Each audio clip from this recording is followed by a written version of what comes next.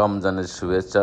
পবিত্র মাহে রমজানে খুলনা জেলা শাখা বিএমটিএ, খুলনা জেলা শাখার সকল নেতৃবৃন্দ এবং কেন্দ্র নেতৃবৃন্দের সহযোগিতায় খুলনা জেলা শাখা হতদরিদ্র, গরিব, দিনমজুর, ভ্যানওয়ালা, রিকশাওয়ালা এবং শিশুদের মাঝে ইফতার বিতরণ সেবাদান করে চলেছে।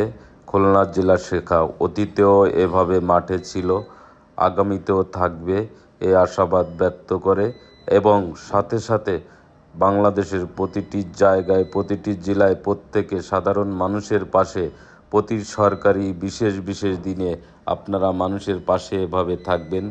এই সেবার কাজ, এই মানুষের পাশে থাকা, এটা কোনো দিন আপনার বিফলে যাবে না।